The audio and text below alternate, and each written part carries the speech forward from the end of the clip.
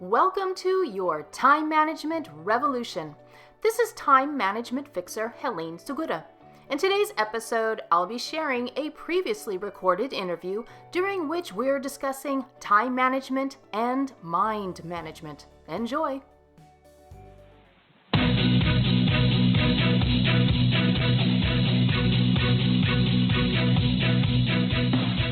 Welcome to Relationships 2.0 with author and clinical psychologist Michelle Skeens. Michelle and her guests will endeavor to guide you through the pathways for self-understanding that will help you create and maintain safe and healthy relationships. You can find Michelle on the internet at michelleskeen.com. Now the host of Relationships 2.0, Michelle Skeen. Welcome to Relationships 2.0. I'm excited to have Helene Segura with me today. She is the author of The Inefficiency Assassin, Time Management Tactics for Working Smarter, Not Longer. This is timely for me, and I know all of us have complicated relationships with time. So I'm thrilled to have you, Helene. Thanks for joining me. Thanks so much for having me on, Michelle. So when I saw this book and started reading it. I wish that it had come a little bit sooner. I have an entire manuscript due on Monday, but I am quickly incorporating some of your tactics in the book. Why don't you first tell the audience about your background and how this all came about? Sure. I actually started my adult life as a teacher in a Title I school and teaching ninth grade, and the kids there did not have a lot of organizational skills because those skills aren't tested on any kind of standardized exam. So if you didn't learn it at home, you certainly weren't going to learn it at school. And that's where I started teaching time management, space management, how do you deal with everything that's going on around you. That snowballed into helping my colleagues, my fellow teachers at school, and then I opened up my business 10 years ago. So that's how I got started in helping other people use their time efficiently. So I love the structure of your book, and you even talk about in the first chapter, the introduction, like here's how you can use this if you don't want to read the whole book, if you just really break it down for people. And then also the chapters are really short. So it feels like, it could either be approached like I did where you're kind of reading it all at once, or you could go through it and pick out specific things that might be more urgent for you that you need to address. Exactly. I needed to think about how my clients would react to getting a book, because normally their first reaction would be, I came to you because I don't have time. How am I supposed to have time to read a whole book? So that's right. Why it's broken down into those bite-sized pieces. So folks who need immediate triage can jump to those chapters that are going to give them some instant relief, but in the end they're going to gain so much more if they go back and read through all of it. So that way they can decide how best to utilize the book, and that's how they're going to benefit the most. So you have some key tactics in the book, though, right? That like the 3+3. Mm-hmm. Yes. On the 3+3, that relates to these monstrous to-do lists that we all often give ourselves. So we might jot down everything. Yes, we jot down everything that we need to do, and we end up with this list of 50 things on there, and then we're depressed at the end of the next day when we don't have 50 things crossed off, but it wasn't even humanly possible to finish even 10 of those on the list, so why set ourselves up for that kind of failure, which leads to demotivation? So the concept behind the 3+3 is, at the end of each day, you sit down and you look at what are the top 3 tasks I need to complete the next day.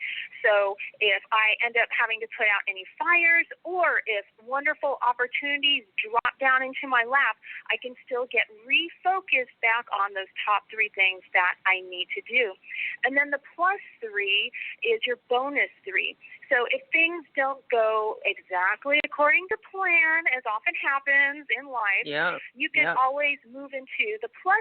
So even though you couldn't have the chance to complete those top 3, instead of floundering and being upset about, oh, man, things don't work out, you can move into those next 3 items that will still move you ahead. Or if you finish those top 3 early, you can get even more ahead by moving into the bonus 3. It just helps keep you focused during the day because our brains tend to scatter when things don't go according to plan. Right. So you talk about these time blocks too, which I really liked. I have a couple of things that I end up doing when I have a big project like I do now. I'm drawn to stuff like to take care of littler stuff, right? But sometimes that makes me feel like I've at least accomplished something, right? And is that the idea of the 3+3 too, is that you can get like the more minor things done and it'll make you feel like at least you're accomplishing something? Exactly. A lot of times we tend to focus on either only the major or only the minor. So by even coming up with this 3+3 list, it helps you keep balance during the day because there are certain projects that we just need to maintain. There are certain projects that we need to move into new territory on. And this helps give you the focus that you need to make sure that as you take on something new, you're not forgetting about something old that you still need to keep up with. So one of the things that, like right now I have this deadline. Right now my daughter is going up against finals in college, and we both have this bad habit, I'm assuming she got it from me, of focusing on things that are in the future. Like I'm going to go back and help her move out. And so I'm getting emails with like open table invitations for reservations. Or I'll take care of like reservations for something that I don't need to take care of. Or she's texting me like, do you want to go back with me in August? Like stuff that's not now. Is that helpful at all, or is this just, I call it productive procrastination, and I was laughing, you actually have that term in your book, but that's what we always refer to it as when we're both doing that, is, I'm doing, I'm engaged in productive procrastination. Right. I think that if you're going to procrastinate, then the way you're doing it is wonderful because even though it seems pretty far off to be talking about August when it's only April, you're still planning for the future and it's still something that needs to get done. It would be different if when you're procrastinating, you jump into social media and lose an hour. You have no idea of where that time went. The key would be that when you are procrastinating and talking about things that are 3 months out and 6 months out, that it doesn't become the sole focus for your entire day. It just becomes a part of the day. And so that goes back to those time blocks. When you understand how much time you have during the day and how you want to use that time, you can decide, okay, well, I've spent about 30 minutes already working on the move for August, so I think that's good enough for today, and move on to something else that's more pressing. One of the things that was so startling in your book were your stories about your clients when you have them keep track of how much time they're spending doing various things, and then you add it all up. It really is motivation for approaching things differently. So talk about social media and how that's such a time sink for people. Well, social media is such a temptation because we get this instant hit of joy because it's fun to be on social media and see your friends or laugh at silly cat videos. We get this hit of dopamine, which is why we are addicted to that. And then to make it even more tempting, we often have those social media apps that are right there on the home screen of the phone. So that temptation is right in our face. When the clients are tracking time, they start to realize that they don't necessarily lose 2 hours all at once. There are little time leaks throughout the day. So they might hop on Facebook for 15 minutes here, or Pinterest for 10 minutes over there, or Twitter. And so when you start to add up that time throughout the day, you can lose anywhere from 2 to 3 hours and not necessarily get ahead on anything that you were doing. So once they realized where their time leaks were going, they started paying attention much more to what they were doing. They were much more present. And that way they could make a conscious decision about, oh, should I pick up my phone? Should I hit the app that's on my screen? Should I go spend this time in social media? So we're all human. We're still needing to take breaks throughout the day, but they were much more conscious of how many breaks they did take and whether or not they were truly beneficial breaks. So one of the things that I put on my computer that my daughter told me about, and I know you give people suggestions in here, is this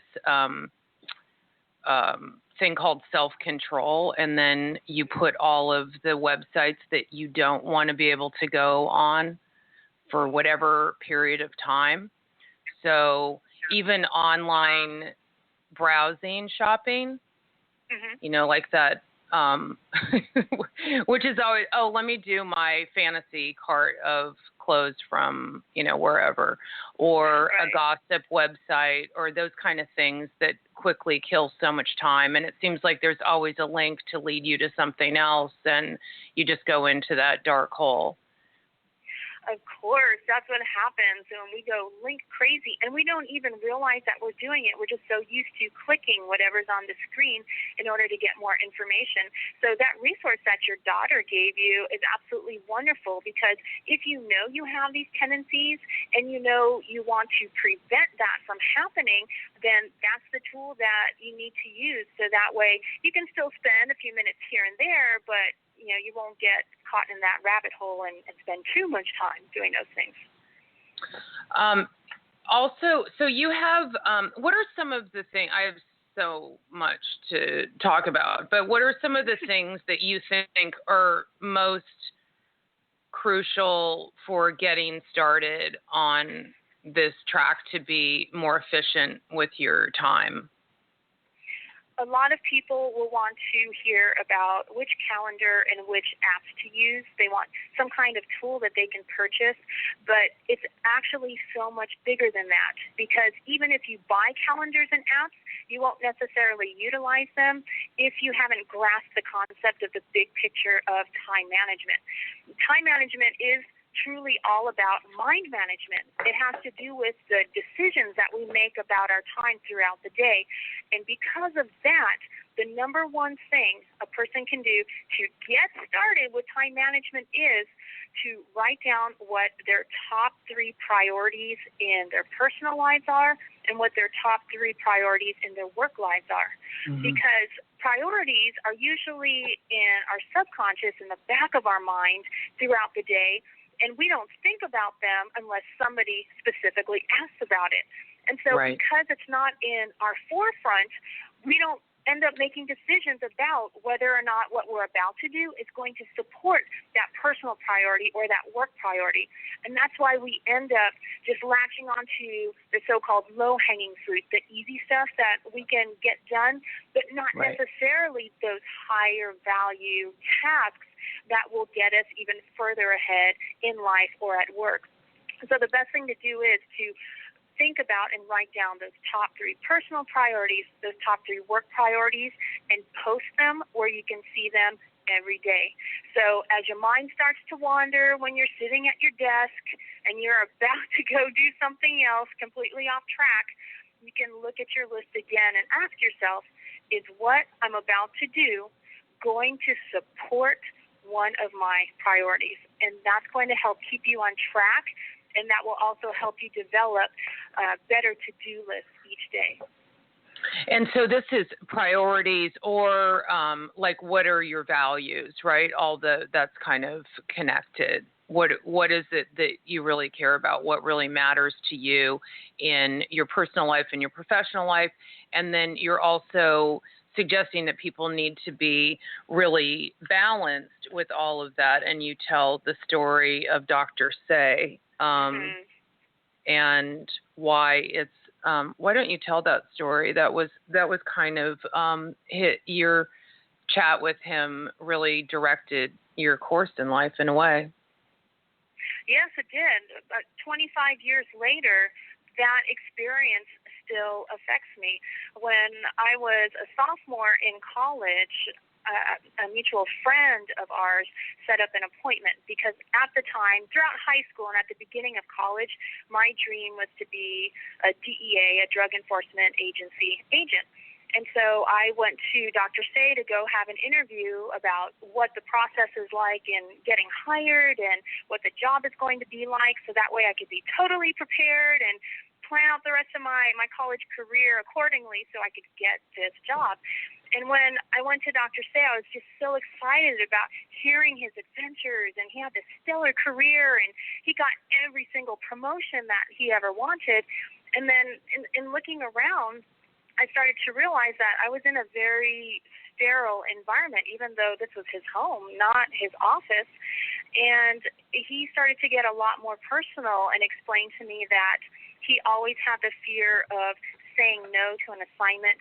He always had the fear of negotiating with the supervisor when they were giving him deadlines and piling so much more on him.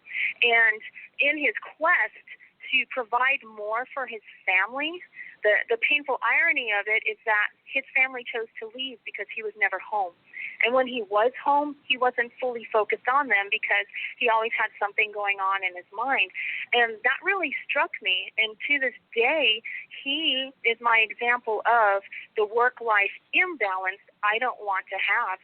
So when I feel things getting out of whack, I just think about Dr. Say and this life of misery he had without his family there, because in his drive to do so well at work, he forgot about that other important part that he was working towards. So it's important to get balance, but also because we often use our time so inefficiently, we're imbalanced, right? Right, exactly. So we just talked about the time leaks and how you can lose time just jumping onto social media through notifications on our devices. We lose time that way. It takes the brain an average of 60 seconds to restart when you go from task to task. So every time a notification goes off and we go to check our phone, check our tablet, we're causing our brain to lose that restart time. The average adult gets over 100 emails and texts per day. So just from those notifications alone, we've lost 100 minutes. So there are so many different ways to chop that lost time from the day and just make life easier, even before starting to use a different calendar or task app. It's it feels like everyone's expected to respond immediately and be on their phones and staring at their phones. I think it's a lot of pressure for people. And I agree with that, but I also believe that it's a self-imposed pressure. We feel that because we can be mobile with these devices that we should be on call 24/7. Now, granted, if you have the kind of job where you're required to be on call 24/7, that's one thing. But for most of us, we don't need that kind of requirement. That's why setting expectations with those we live with and work with are really important. You can tell your clients, since I spend time in appointments all day long and I give my clients my absolute attention the entire time, I don't answer my phone while I'm in sessions, or I don't answer text messages. But please do leave me a message and I will return your email or your phone call by the next business day. So if those expectations are set ahead of time, that takes the pressure off you for feeling like you're obligated to instantly answer someone. And then it also lets that client or that customer, that other person know, oh, okay, so it's not that you don't like me, that's why you haven't responded in 10 minutes. It's because you're doing important things and you don't want to interrupt the person in front of you. Right. And of course, then they know they're going to have your full undivided attention when it's your turn, when it's their turn. One of the other things you talk about in here that I think is really important is about self-care, and you're telling people what they should do in terms of sleep and their electronic devices, which can be really problematic for people, right? Yes, research had come out several years ago that if you have electronic devices on within 30 minutes before going to sleep, your brain is still activated and you'll therefore have a lot of problems falling asleep. Research that I saw, I think it came out at the end of last fall, they're now extending that time period to 60 minutes. And we are so connected to our devices that many people even sleep with their phones right next to their beds and use that as an alarm clock. But our phones can buzz and vibrate throughout the night, and that actually wakes us up. We may not open our eyes and sit up and say, oh, my phone just vibrated, but you're not getting that deep sleep that we need to have throughout the night. So cutting off electronics at least 30 minutes, if not 60 minutes before bed is just really vital. You want to meditate or just have a nice mindless chat with somebody, read smutty gossip, whatever it is that's going to relax you, just so you're not around those electronics. Yeah, I think that's really hard for people. I think everyone's using their phone for everything. Yes. I have a client who was having severe sleep problems. And when I asked if she used electronics before bedtime, she said no, but I wasn't specific enough with my questions. So I started asking her, do you check your phone for text messages before you go to bed? Oh, yes. So when she was thinking of the word text, she was not thinking of her electronic device. She was just thinking about communication. And then I asked, do you play any games on your device before you go to bed? And she said, oh, I play solitaire every evening. So she was thinking of the game of solitaire, not of an electronic device. And you're exactly right. We're just so attached to our devices. They become a part of us. We don't think of it as this separate electronic device, but we need to become much more aware and cut that relationship off before bedtime. Good advice. Another chapter in your book that I thought was really interesting was about filing and keeping files, like old school files, although you talk about electronic files too. But it's interesting. I have files and I'm organized in that way. And yet I often feel like, I really appreciated your advice on not having all of these separate files. I'd like for you to talk about that. But how much less we actually need all of this stuff now, right? Why am I keeping my phone bills every month when it's actually getting automatically paid online? Right. I think that, at least for me growing up, there was a fear of the IRS and being audited and the government coming after you because you don't have the right kind of proof.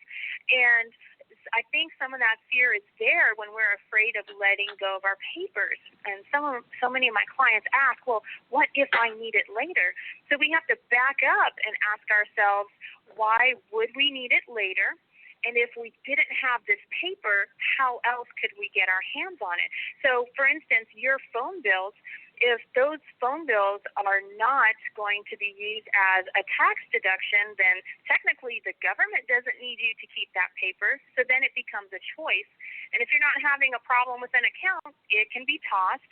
And let's say arises later a problem and you've tossed those phone bills, you can always go back to the company to get those records. So there's usually a way to get any sheet of paper that you may have tossed, except legal documents, court documents. Those are a little tougher to get, but for the most part, anything else you can always retrieve. Even if it costs you $5 to get 20 years worth of records, I'd rather pay the $5 than have an entire room full of file cabinets. Right. So you also talk about not having separate files, like here's a file that's labeled AT&T, here's a file that's labeled, PG&E, like the monthly kind of utility bills or whatever, if people are keeping those instead of having separate files. Explain the concept of having kind of bigger files or broader files, Right, those broader categories. I used to have a file folder for every single company I dealt with. And we don't realize when we set out to to create our filing system, we don't realize how many companies we do deal with, not just the monthly folks, but the one-offs here and there when something comes up. And I found myself just setting papers on the edge of my desk and saying, oh, I'll file that at the end of the month when I do the bills. And then the end of the month comes and I've got this pile of papers and I think, well, I don't want to file that. I hate filing. So I just shove the papers into a box. And through the help of one of my colleagues, Lori Marrero, when we were talking about this, she said, you've got too many categories in there. And I said, you're right. And I don't need to have those categories because how often do we go back and actually look at that stuff? Hardly ever. So why have this complicated filing system? Instead, knock down categories to the bare minimum. For instance, your monthly statements, if you choose to hang on to them for the tax year, you can just have your January through December files. It's not like you're going to go back every single month and check every phone bill, every gas bill, and so on. So you can have the monthly folders for the monthly statements and then broader files for your other categories. For your home accounts, you can have your alarm and your pest control and whatever else that you do, just have it in one house file. You can have a health insurance file. So think about how you can narrow down those categories so you don't have 100 file folders, because that's part of the overwhelm. Who wants to look through 100 file folders and choose the right one to drop a paper into? Right. And so that delays getting the filing done, right? Instead of just having a file that says insurance and you put all of your insurance documents in there instead of, health insurance, homeowners insurance, all of that kind of stuff. Exactly. Spend the time when you actually have to find a paper. That's when you can spend 20 minutes looking through your files. You'll have an idea for, which file folder it's going to be in, but you can use the time then to look through the papers, as opposed to trying to spend 20 minutes a day filing your papers into this 3-drawer system with 100 different files. Save that time for when you actually need to get a paper. And the other tip I'd like to share is that if you're like me and you detest paper, you actually want to file every day. So that way you only have to file 3 or 4 pieces of paper instead of the end of the week when you might have 20, or the end of the month when you might have 100. It takes away that overwhelm if you go ahead and get that misery over with daily. Yeah, and I've learned the hard way about not opening every piece of mail every day and just putting it in a pile, and then kind of it gets big and overwhelming, and then I realized that one of the pieces of mail was something that was due. So you suggest people open their mail every day too and deal with it is part of preventing overwhelm, just dealing with things as they come in? Yes. If you can't deal with it at the exact time it comes in, then you want to set up some processing time at the end of the day. So maybe the last 30 minutes of your workday, you would set aside any papers that have come to your desk that you haven't had a chance to look at yet, any notes that you've taken either on your phone or on paper, and make sure that you're putting them in a place where you know where they are and you can go back to it later. And the same thing at home, as all these different papers and items cross the threshold. At some point before you go to bed in the evening, you want to make sure that you've decided, is this an action I need to do, or should I go ahead and file it now? And you'll have less to deal with if you're doing it on a daily basis, and you'll be able to sleep better because you don't have so much stuff swirling around in your brain about, oh, I wonder what was in that mail, or, oh my goodness, I forgot to do this. It takes away that worry. Yeah. Another thing that happens for people is another challenge is dealing with email and how to manage email, and you address that in your book. Yes, email. Oh my goodness! Is that really true about your client who had like 5,000 emails? It was closer to 10,000. Yeah, and it was absolutely overwhelming because he'd open up the inbox. He'd see that 5-digit number up there, and that instantly wanted to make his brain shut down, because who wants to be in something where there are 10,000 items that you're supposed to look at? So we had to set aside two different types of email time. One was dealing with the current incoming emails and make sure he's monitoring those. And then the other time block was for dealing with the backlog in his inbox. And with the backlog, we started about 3 months back, because they were older and most likely had been taken care of by then.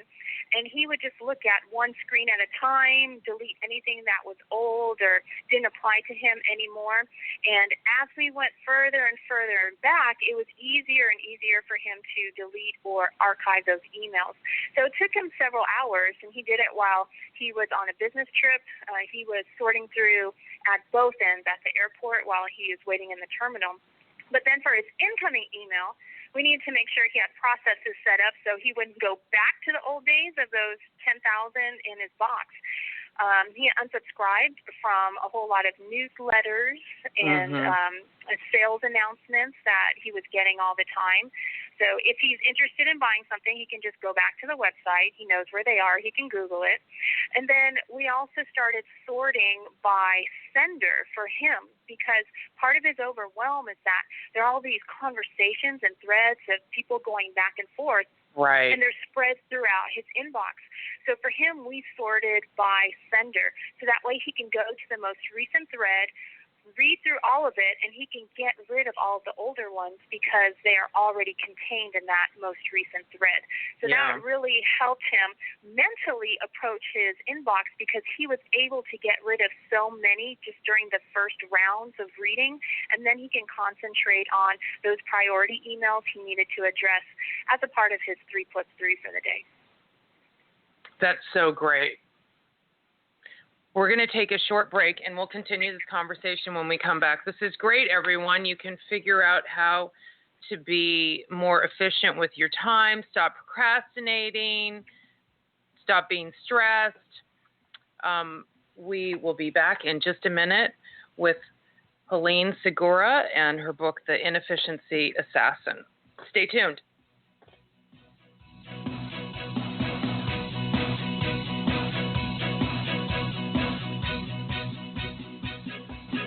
Do you panic when you don't receive an immediate response to a text, email, or voicemail? Do you become clingy or demanding when you feel someone pulling away? Do you stay in unhealthy relationships because it's better than being alone? Or do you avoid relationships altogether? If you answer yes to any of these questions, you may struggle with fear of abandonment. This fear can trigger intense feelings of jealousy and anxiety that result in unhelpful behaviors that ultimately sabotage your relationship. Psychologist Michelle Skeen's powerful book, Love Me, Don't Leave Me, will help you develop a new perspective about yourself and others, and you will learn to recognize and change the behaviors that are hurting your relationship. You deserve to have closer, loving, and lasting connections. To find out how, go to www.michelleskeen.com. That's www.michelleskeen.com. America's wounded warriors are coming home. After serving on foreign shores, these brave men and women are returning to their families and communities. Many have wounds you can see, and many have wounds you can't see, like post-traumatic stress disorder. Now that these warriors are back home, they are ready to enter the civilian workforce. To help, Wounded Warrior Project has developed the Warriors to Work program, a career counseling service that helps warriors translate their military experience to the civilian workplace. These extraordinary men and women bring proven world-class job skills and a unique perspective on teamwork to the job. And to ensure the right warrior finds the right job, Wounded Warrior Project works with employers to find just the right match. When you hire a wounded warrior, you hire an intelligent, talented, and committed new employee. Contact Wounded Warrior Project at findwwp.org. Welcome home the brave.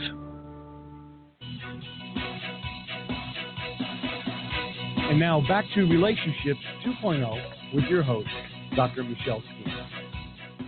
Welcome back.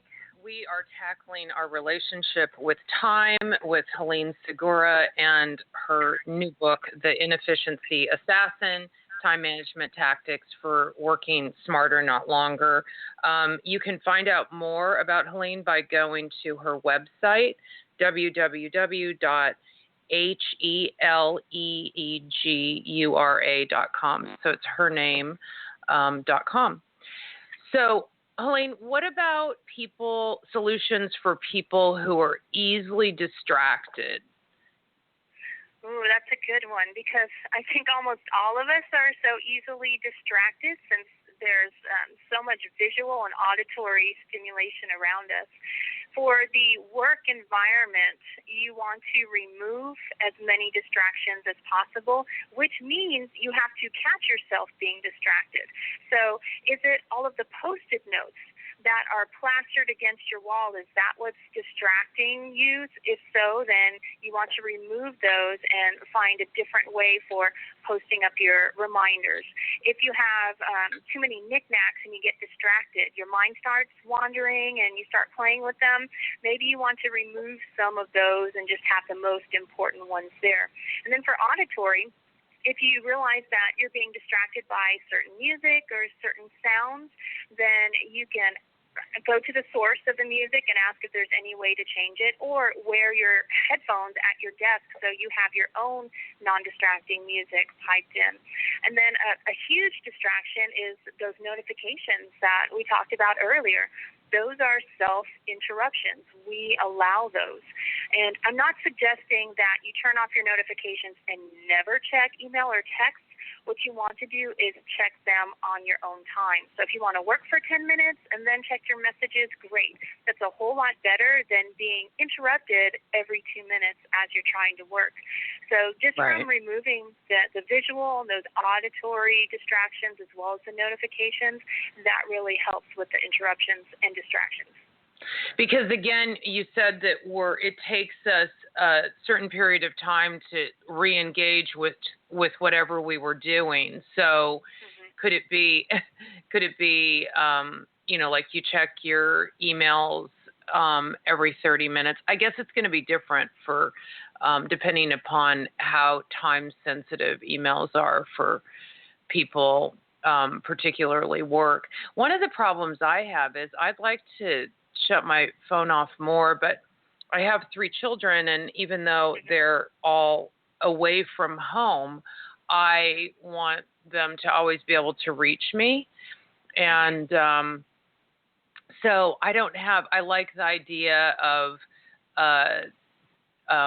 like an electronic free day. I know a lot of people do that, like take Sunday, don't go on their phone, don't go on their computer, like everything's kind of put away, so that their mind isn't constantly distracted or drawn to it. How do you feel about all of that? If at all possible, I would love for more people to take an electronics-free day. And in the case of having a spouse or children who aren't near you and you want them to be able to contact you, you can think of an alternate way to do that. For those folks who still have the old-fashioned landlines, I do. Make sure that, yes, you can make sure your family members know ahead of time, hey, Sunday is going to be electronics-free. If you have a true emergency, you can reach me on this landline number. So you can let those important people in your life know. The other thing is that some phones do have settings where you can have the phone on silent and messages from certain people will make a sound. Right. I know the iPhone has this capability. So if you have an iPhone, then you can go in and choose your quote-unquote special people, and that way the phone will only sound when a message comes in from them. That's perfect. That's a great idea. I actually do have that.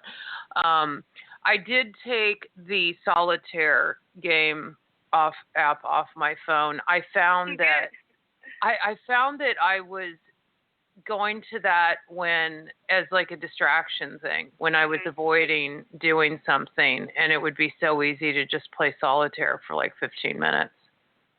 Yes, you need to congratulate yourself because you removed temptation. So the first step was realizing that it was happening, and then the second step was doing something about it. So that's fantastic that you removed that tempting app. And I think if more people would take the time to do that, then they would have fewer temptations on their phone, and therefore, like you, would procrastinate more productively. Oh, I haven't made myself sound as bad at all of this as I am. So what about people who say they're great multitaskers or just multitasking in general? I know there are a lot of studies about this now. Mm-hmm. Neuroscience shows us that it is impossible to multitask well for high brain function activities. Now, you can multitask if they're low brain function. So if you want to paint your nails while you're listening to a football game, that's technically multitasking, but those don't require a high level of brain power because you don't have to think, you don't have to make a decision. So it is possible to multitask on those low brain activities. But research shows that if you are focusing on just one high-level activity, both lobes of your brain are being used. Once you try to bring in a second high-level activity, the brain splits in half. One lobe is working on one task, one lobe is trying to work on the other. And if you throw a third high-level task in, the brain gets completely discombobulated and can't work, and that's when you throw in the towel. So multitasking on high-level jobs and tasks is not beneficial at all. So I am anti-multitasking. Yeah. Well, I like the way that you break it down into low brain activity stuff because, sure, there are things that we can be doing at the same time if it's not requiring a lot of higher level thinking. Right. What are other challenges that you've found that people have in terms of time management and being more productive and procrastinating less? Well, as far as being more productive, I have quite a few clients who attempt to utilize the electronic reminders that come on their phones or their digital calendars, and they end up spending a whole lot of time either dismissing the reminders or resetting them. So that becomes another time leak. They're losing dozens of minutes each day. And so to reframe how they're using their reminder system, they can still use it, but they actually want to add on a step in order to save more time in the long run. And that added step is make sure you schedule onto your calendar what you are doing, what you want to do when that reminder pops up. In other words, if you say that you want to work on, let's say for you, Michelle, editing your manuscript, and you set a reminder to pop up for Thursday at 3 o'clock to edit that manuscript, if you don't have it scheduled on your calendar that you want to edit at 3 o'clock, you're going to be doing something else at 3 o'clock. So when that reminder pops up, it just turns into another time leak because you're dismissing it or resetting it for another time. So when you set that reminder for something, you also want to make sure that the task is scheduled on your calendar so you're doing what you're supposed to be doing when that reminder pops up. Speaking of calendars, like I have an old school calendar that I use, and I don't use the, I don't use an electronic calendar or have it on my phone. But in your book, you talked about Moleskine has something where when you're writing it on the paper, it transfers to something to your phone, or yes. What is that? If you buy the special Moleskine, there's one that's designed to work with Evernote. And Evernote is a great system for capturing thoughts and ideas and notes. So the two work hand in hand. When you scan that page in, it goes right into Evernote. So for people who are what I call hybrids, they use both paper and they like to have things digitally stored. And if you're the type of person who likes to take notes on paper but store them digitally, then it's helpful to have a system that's already built for transferring information. Now, if you don't already use Evernote, then it might be a bit of a learning curve to learn how the two will integrate and how you can benefit from that. But you can still take the concept and purchase whatever kind of notepad you like to use, and then use your phone and either use the camera, or you can use an app like Cam Scanner. Now, there's a helpful app, not a tempting app. Cam Scanner will act as a camera, but it turns your picture into a PDF.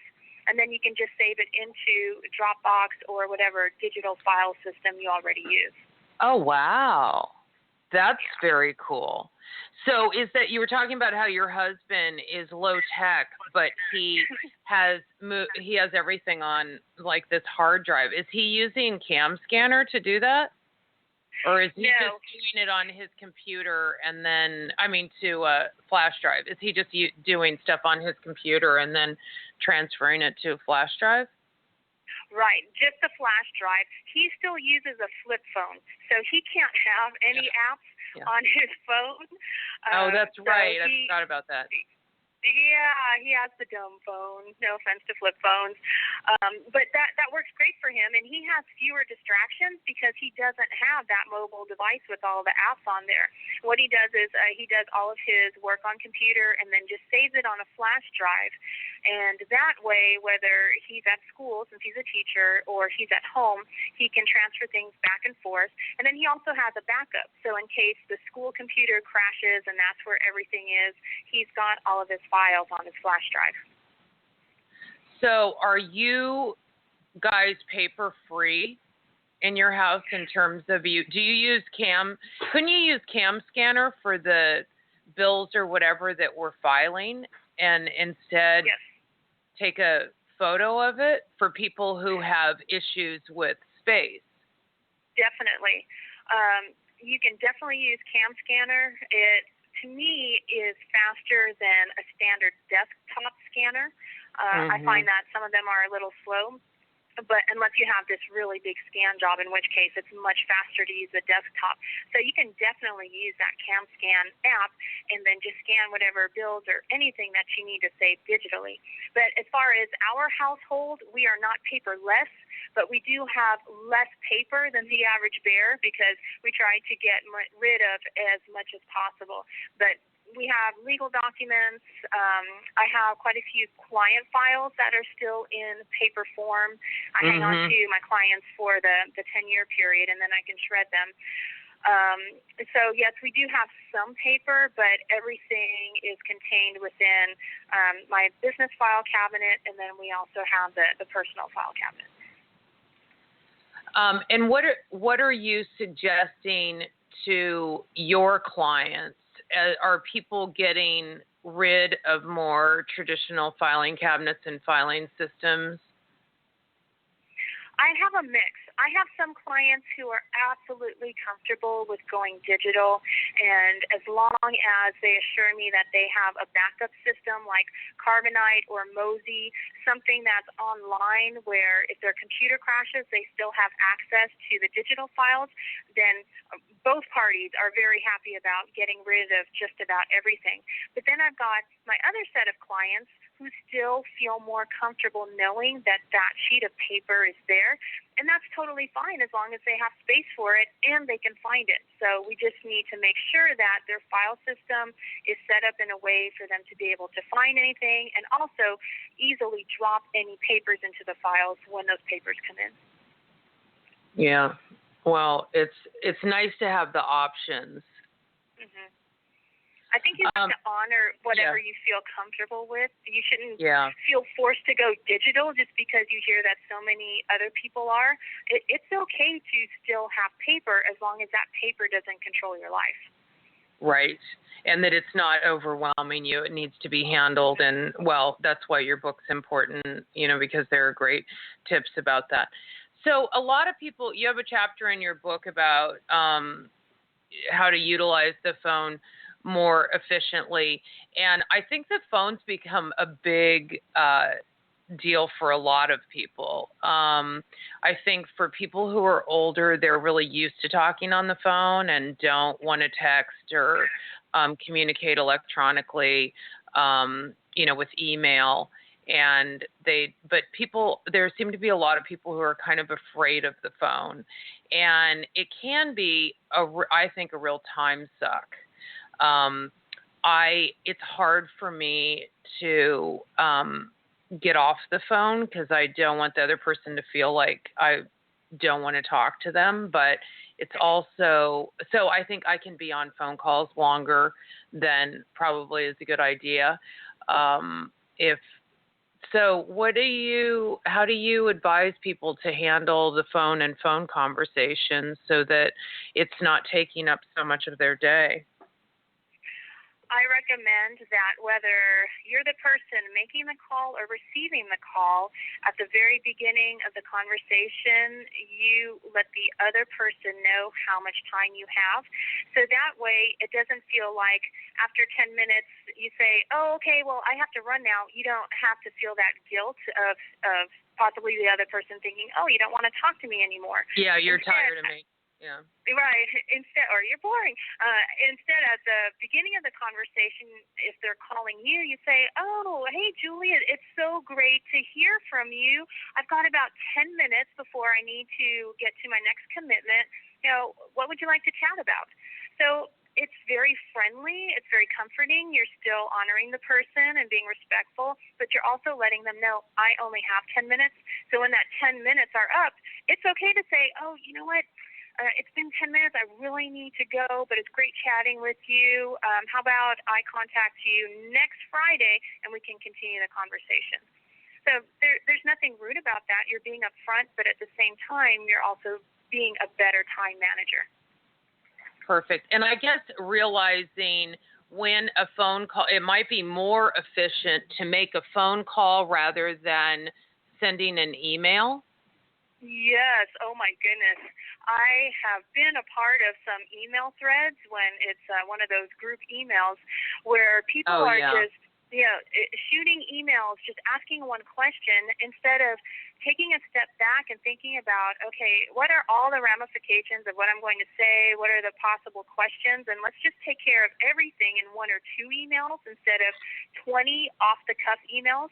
And with that many people, it's easier to have a conference call. So instead of spending hours and hours on email, just set up one call. And even if it's only two of you going back and forth, just set up one call. You might be able to take care of everything in only 10 minutes instead of spending those hours on back and forth emails. Yeah, and those group texts or group emails can be kind of crazy. And sometimes when I'm going back and forth with texting with friends or an email or a business email, I'll just pick up the phone. It just seems easier. Let's just get this figured out. Yes, just so much easier. And especially if that email has just come in, you know that the person is near some kind of device if they're able to email. So if you just pick up the phone and say, oh, I just got your email. Do you have 5 minutes? Let's go ahead and take care of this now. And that way you can get it out of the way instead of all the back and forth. Yeah, that's so great. And what about, we talked about the flooded inbox. Well, I feel like you touched on it, but maybe a little bit more about boundaries around the digital age, the chapter you have on that. Yes, that goes back to actually setting time blocks for when you want to be digitally available. You mentioned earlier about having a digital-free day, which is great, but not everybody feels comfortable doing that. Instead, you can have some digital-free time blocks during your day, so you are setting those boundaries. Maybe if your job allows, maybe from 9 to 10:30 a.m., you give yourself a solid 90 minutes of not checking email, not letting the phone interrupt you, and you just get some solid work time in for, part of your 3+3, get as much of that done as possible.